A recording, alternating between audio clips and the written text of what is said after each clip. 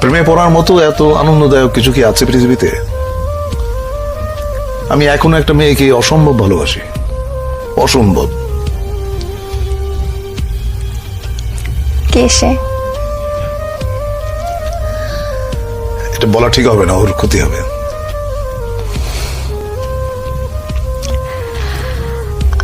আমরা কি চিনি?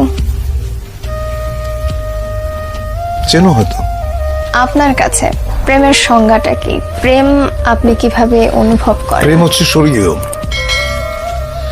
এইটা মানুষের ভেতরে প্রেমের যে অনুভূতি, এটা পবিত্র এবং স্বর্গীয়।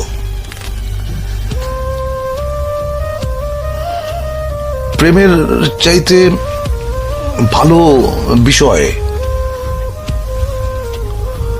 মানব ইতিহাসে নাই। আমি শুধু মানুষের প্রেমের কথা বলছি না। একটা মানুষ একটা বৃক্ষের সঙ্গে প্রেম করতে পারে, একটা মানুষ তার বাসার জানালার পাশে যে গাছটি আছে সেখানে যেটা দোয়েল পাখি বসে, সে তারও প্রেমে পড়তে পারে, তাই না? সাধারণত আমরা প্রেম বলতে বুঝি খুব ছোট্ট কথা, সেটা হচ্ছে যে একটা ছেলে একটা মেয়ে। ব্যাপারটা কিন্তু সেরকম না, তাই না? ধরো যেমন আমাদের প্রফেট, তার সঙ্গে আল্লাহর যে প্রেম, এটাকে তুমি কিভাবে ডিফাইন করবে? এটা ডিফাইন করা সম্ভব না।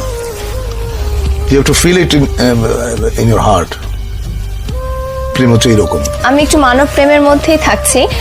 অনেকে বলেন যে প্রেমে পড়লে হৃদয়ে হার্টে ব্যথা করে, অনেকের পেটে ব্যথা করে, অনেকের মাথায়ও ব্যথা করে।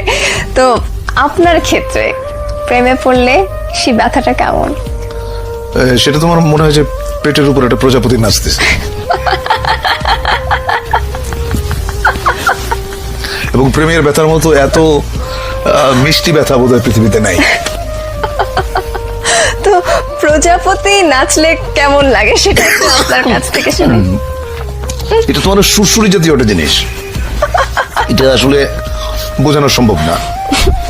তুমি হয়তো কাউকে ভালোবাসো বা কারো প্রেমে পড়েছো, তুমি তোমারটা তোমার মতো করে বুঝবে, আমি আমারটা আমার মতো করে বুঝবো। আচ্ছা, আপনার ওই যে ক্যামেরাম্যান যে আছে এখানে, কি নাম তোমার? হ্যাঁ, ছোটন। ছোটন। ছোটন ওর প্রেমের অনুভূতি কি এটা ও বুঝবে, ওটা তো আমি বুঝবো না। আমি যখন বালক ছিলাম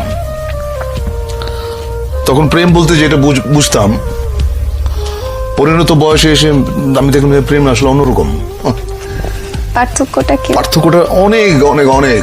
আমাদের ধরো যেমন প্রথম প্রেমের যে অনুভূতি, সেটা হচ্ছে যে বই পড়ে, শরৎচন্দ্র বা বঙ্কিমচন্দ্র পড়ে প্রেম সম্পর্কে একটা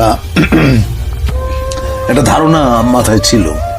ওইটা আসলে প্রেমের অনুভূতি না। প্রেমের অনুভূতি একেবারেই অন্যরকম, একেবারেই। এটা এক একজনের কাছে এক এক রকম, এটা কেউ কাউকে বলে বোঝাতে পারবে না।